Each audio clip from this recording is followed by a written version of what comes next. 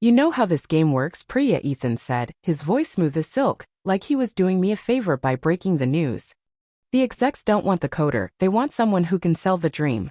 He leaned back in his chair, that smug grin plastered across his face. I sat there rigid in the conference room, my heartbeat thundering in my ears. But it's my project, I forced out, my voice barely a whisper, clinging to the edge of defiance. I've been grinding on this for months. Ethan's smile widened, dripping with condescension. And I'll make sure the team gets all the credit. You've done stellar work, Priya, but let me take the stage. It's my thing, trust me. I'm Priya Patel, 31. A software engineer at Horizon Tech for 8 solid years. I'm damn good at what I do. My glowing reviews and the endless stream of fires I put out prove it. But to the big shots upstairs? I'm a ghost. I don't shout over people, I don't elbow my way into the spotlight. My parents drilled humility into me growing up. Dad's favorite line? Don't blast your wins, let others do the cheering. It worked in school, but in the corporate jungle I learned fast. Silence doesn't win you a trophy. It makes you invisible. Not that I'm salty about it, okay, maybe a little. I love my job. Coding something from nothing, cracking puzzles, building tools people rely on, it's pure magic. I don't chase applause, I just want to create something epic. That's what keeps me glued to my desk past midnight. Long after the office empties out. I'll skip a Friday night out or trade sleep for a project I believe in without blinking. And this project? I poured my soul into it. 3 months back, Horizon Tech unveiled a plan to revamp our client interface system. A beast of a task that could rewrite how we connect with partners. The CTO, Michael Tran, dubbed it our moonshot, and everyone wanted in. Ethan, our team lead, called a brainstorming session. I'd already been sketching ideas on my lunch breaks, digging into trends. My laptop a mess of notes and mock-ups. When my turn came, I stood up, nerves buzzing, and pitched a sleek, AI-driven app to make client interactions effortless and personal. The room went still. People leaned in. Even Ethan, usually glued to his phone, looked up. This is good, he said, nodding slow and deliberate. Really good. From him, that was a mic drop moment. He tapped me to spearhead it, and for the first time in years I felt like my work might actually matter. The next few months were a whirlwind, late nights, bottomless coffee. Code blurring into my dreams. I threw everything into that app, tweaking, testing, perfecting every detail. My desk turned into a war zone of sticky notes and crumpled chip bags, but I didn't care. It was mine. Ethan popped by now and then with lazy check-ins, how's it going, or need anything? And I figured he was just letting me breathe. Turns out, he was keeping his hands clean for the big steal. When it was done, I'd built something extraordinary. The app wasn't just functional, it was smart, sleek, a game changer. I even hid a little Easter egg in the code. A unique signature only I'd spot. My quiet way of claiming it. 2 weeks before the internal demo, Ethan called a last-minute meeting. I thought it'd be about final tweaks. Instead, he dropped a bomb. So, he started, scanning the room with that easy charm. We're locked in for next week's presentation. I'll be taking point for the team. I blinked, brain scrambling. Wait, you're presenting? Obviously, he said, smooth as ever. It's my role as lead. Don't worry, Priya, I'll give the team props. But the execs don't want tech talk, they want the vision. I've got this. The room went quiet. I scanned my teammates begging for backup, but no one looked up. They hadn't touched the project, why risk the fight? I wanted to scream, to demand my due, but the words choked me. I nodded, stiff as a board, and bolted, fury burning in my gut. That night, I called Tara. She was knee-deep in wedding planning, picking table runners or whatever. But dropped it all when she heard my voice crack. What's wrong? She snapped. I spilled it. Rage and hurt tumbling out. He's taking it, Tara. All of it. He's gonna strut up there and claim my work. That sleazy jerk, she growled. You can't let him win. What V you got? I paused. Proof. Her silence was electric. Then it hit me there was a way. Ethan's demo was just the start of the humiliation.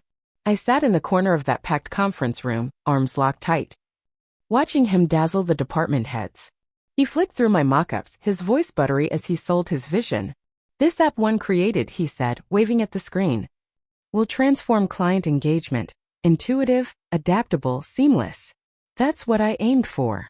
My breath caught. His aim? He hadn't touched a line of code. The room clapped and I felt sick. He soaked it up, handshakes, grins, while I slipped out, invisible again. That night, I stared at the ceiling, mind racing. Confront him? I'd be the winner, the troublemaker. My parents would say, "Let it go, Beta. Keep your head down." But I was done waiting. Tara cornered me in the break room next morning, eyes blazing. "What's the move?" I sighed. "What move?" "I can't just storm HR. Ethan's untouchable." "Not with proof," she shot back. "That signature in the code, it's yours, right?" "Yeah, but..."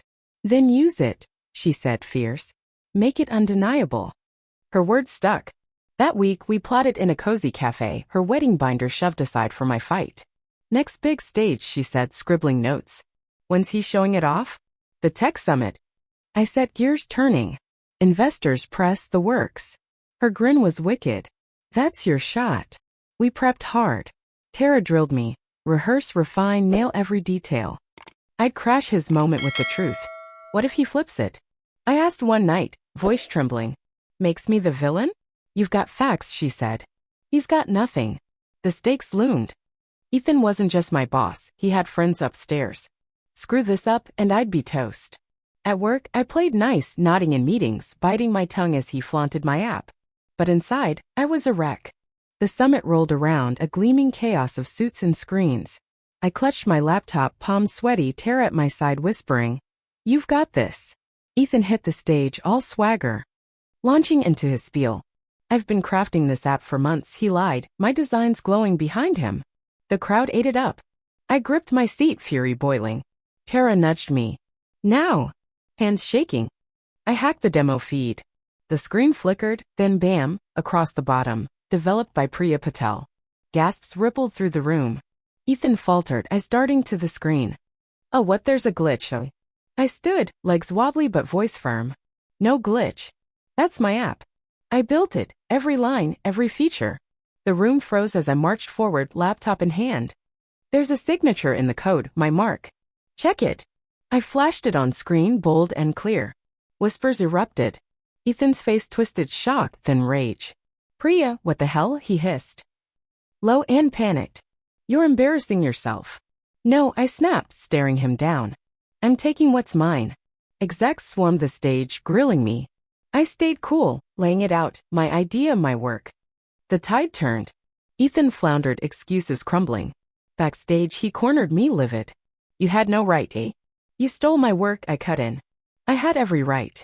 Michael Tran stepped in, voice icy. "Ethan, we need a word." He dragged him off, and Tara tackled me with a hug. "You crushed it." The summit ended in a storm. Ethan was sidelined, admin leave, investigation pending. I didn't gloat. I just breathed easier. Michael called me in later, apologetic. "We failed you, Priya. Your work's phenomenal, we're fixing this." Soon, he gave me my flowers at an all-hands meeting. Praising my solo grind. The applause hit different, I didn't shrink from it. A promotion followed, a chance to lead again. I wavered, could I handle the glare? But Tara's voice rang, "You deserve this." I took it. Slowly, I grew, speaking up, mentoring, owning my space. Colleagues warmed up. Some even joked about a Priya fan club. I belonged. One day Dad called, beaming. "Saw the article about your app. Mom's bragging to the block." I laughed, then he added, "Maybe it's okay to strut a little." It sank in, I'd earned this. Months later, post-launch. Tara and I split a soda outside the office, city humming around us. "You're a badass," she said, elbowing me. "Couldn't have done it without you," I shot back. Walking home, I felt it, a spark. The timid girl was gone. I wasn't just here, I was thriving. And this? Just the start.